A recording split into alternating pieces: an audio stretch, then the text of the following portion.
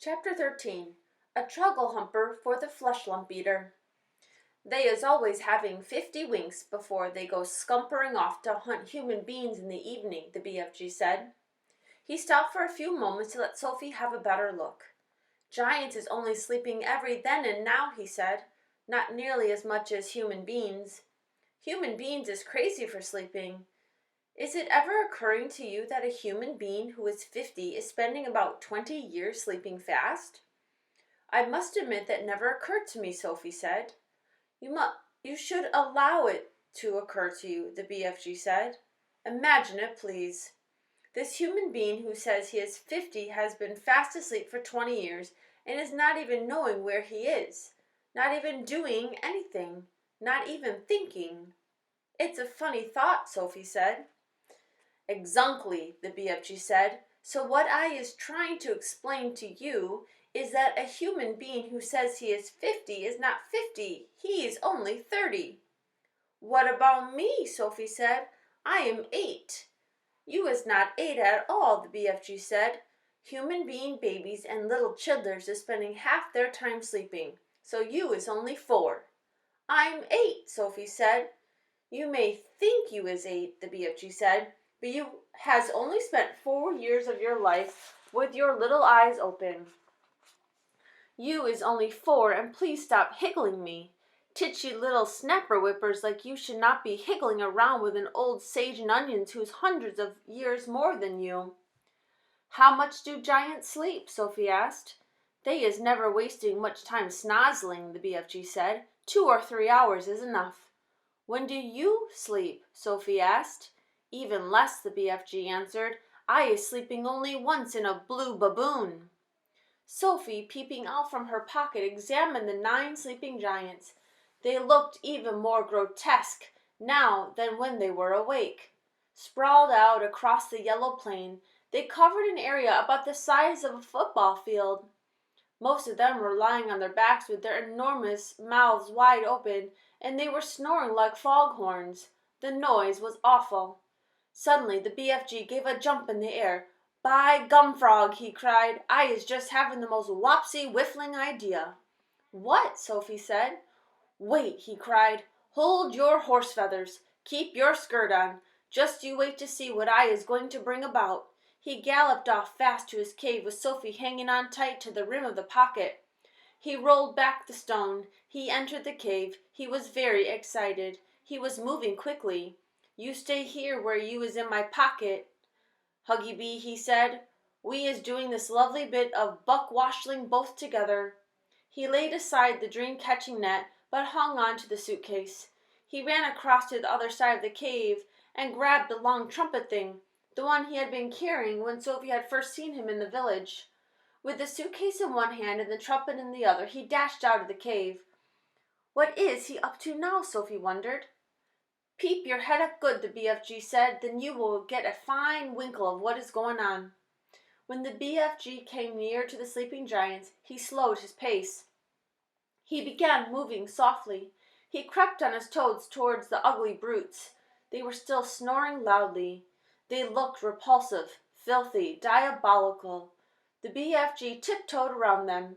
He went past the gizzard gulper, the blood bottler, the meat dripper, the child chewer. Then he stopped.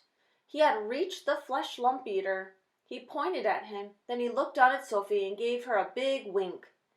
He knelt on the ground and very quietly he opened the suitcase. He took out of it the glass jar containing the terrible, nightmarish Truggle Humper.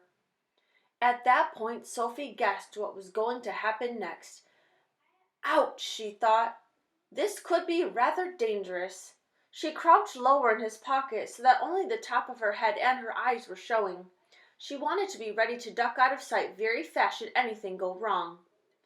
They were about 10 feet away from the flesh lump eater's face. The snoring, snorting noise he was making was disgusting.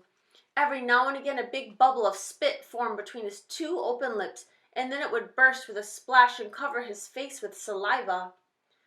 Taking infinite care, the BFG unscrewed the top of the glass jar and tipped the squiggling, squirming, faintly scarlet Truggle Humper into the wide end of his long trumpet. He put the other end of the trumpet to his lips. He aimed the instrument directly at the flesh lump eater's face. He took a deep breath, puffed out his cheeks, and then, woof, he blew. Sophie saw a flash of pale red go darting towards the giant's face. For a split second it hovered above the face. Then it was gone. It seemed to have been sucked up the giant's nose, but it had all happened so quickly, Sophie couldn't be sure. "We had better be skidding away quick to where it is safe," the BFG whispered. He trotted off for about 100 yards, and he stopped. He crouched low to the earth. "Now," he said, "we is waiting for the gun and flames to begin." They didn't have to wait long. The air was suddenly pierced by the most fearful roar Sophie had ever heard, and she saw the flesh lump eater's body, all 54 feet of it, rise up off the ground and fall back again with a thump. Then it began to wriggle and twist and bounce about in the most violent fashion. It was quite frightening to watch. "Eow!" roared the flesh lump eater. "Aye! Ow!" "He's still asleep," the BFG whispered. "The terrible truckle-humping nightmare is beginning to hit him." "Serves him right," Sophie said. She could feel no sympathy for this great brute who ate children as though they were sugar lumps. "Save us!" screamed the flesh lump eater, thrashing about madly. "He is after me! He is getting me!" The thrashing of limbs and the waving of arms became more violent by the second. It was an awesome thing to watch, such a massive creature having such mighty convulsions. "It's Jack!" bellowed the flesh lump eater. "It's the grueful, gruntious Jack! Jack is after me! Jack is whack-crackling me! Jack is spike-sticking me! Jack is splash-plunking me!" It is the terrible, fright-swiping Jack. The flesh lump eater was riding about all over the ground like some colossal, tortured snake. "Oh, spare me, Jack!" he yelled. "Don't hurt me, Jack!" "Who is this Jack he's on about?" Sophie whispered. "Jack is the only human being all giants is frightened of," the BFG told her. "They is all absolutely terrified of Jack. They is all hearing that Jack is a famous giant killer." "Save me!" screamed the flesh lump eater. "Have mercy on this poor little giant. The beanstalk. He is coming at me with this terrible spike-sticking beanstalk." "Take it away. I is begging you, Jack. I is praying you not to touch me with your terrible spike-sticking beanstalk." "Us giants," BFG whispered, "is not knowing very much about this dreaded human being called Jack. We is knowing only that he's a famous giant killer, and that he is owning something called a beanstalk. We is knowing also that the beanstalk is a fearsome thing and Jack is using it to kill giants." Sophie couldn't stop smiling. "What is you griggling at?" the BFG asked her, slightly nettled. "I'll tell you later," Sophie said. The awful nightmare had now gripped the great brute to such an extent that he was tying his whole body into knots. "Do not do it, Jack," he screeched. "I was not eating you, Jack. I is never eating human beings. I swear I has never gobbled a single human being in my whole wholesome life." "Liar," said the BFG.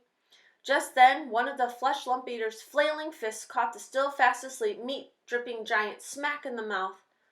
At the same time, one of his furiously thrashing legs kicked the snoring, gizzard-gulping giant right in the guts. Both the injured giants woke up and leaped to their feet.